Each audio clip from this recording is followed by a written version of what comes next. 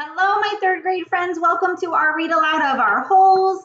We are getting into our chapters. We're on chapter 10. On chapter 9, as you recall, Stanley had finished his hole. He was getting ready to write a letter to his mom, and he also got his nickname of Caveman. So now he has a nickname just like Armpit and Squid and Zero. He is the Caveman. Let's see what happens to Stanley today in chapter 10. Stanley had no trouble falling asleep, but morning came too quickly. Every muscle and joint in his body ached as he tried to get out of bed. He didn't even think it was possible, but his body hurt more than it had the day before. It wasn't just his arms and his back, but his legs, ankles, and waist also hurt. The only thing that got him out of bed was knowing that every second he wasted meant he was 1 second closer to the rising of the sun.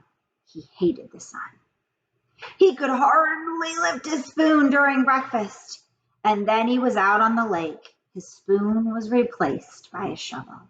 He found a crack in the ground and began his second hole.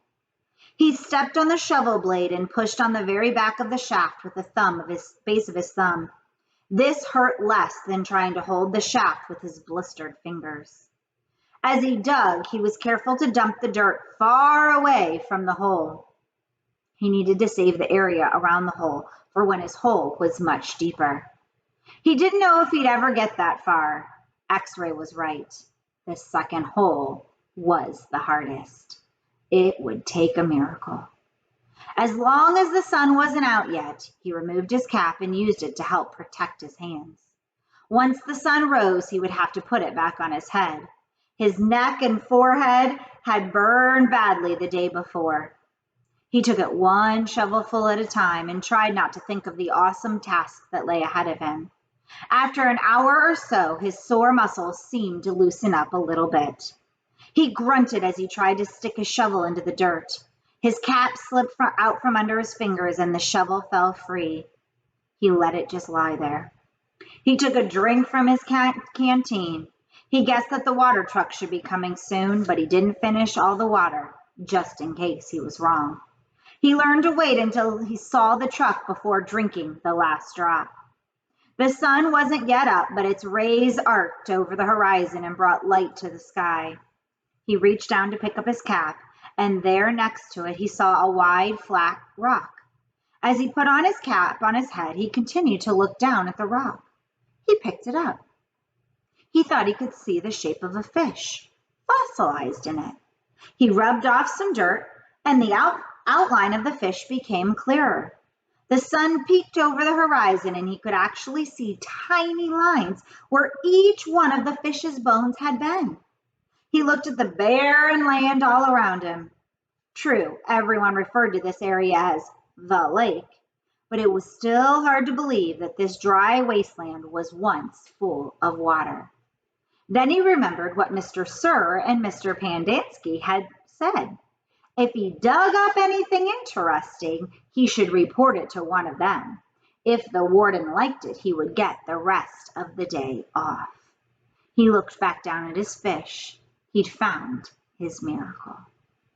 He continued to dig, though very slowly, as he waited for the water truck. He didn't want to bring attention to his find, afraid that one of the other boys might try to take it from him. He tossed the rock face down beside his dirt pile, as if it had no special value. A short while later, he saw the cloud of dirt heading across the lake.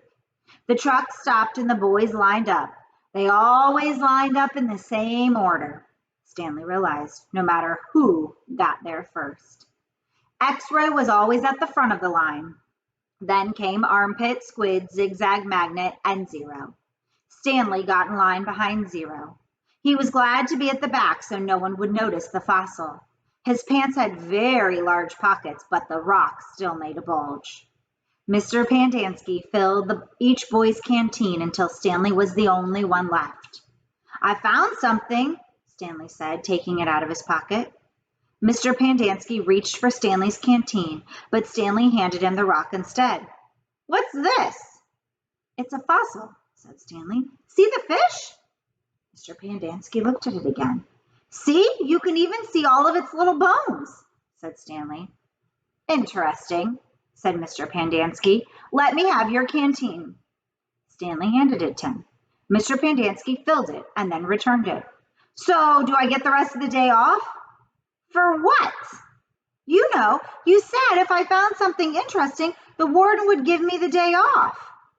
Mr. Pandansky laughed as he gave the fossil back to Stanley. Sorry, Stanley. The warden isn't interested in fossils. Hey, let me see that, said Magnet, taking the rock from Stanley. Stanley continued to stare at Mr. Pandansky. Hey, Zig, dig this rock. Cool, said Zigzag. Stanley saw his fossil being passed around. I don't see nothing, said X-Ray. He took off his glasses, wiped them on his dirty clothes, and put them back on. See, look at the little fishy, said Armpit.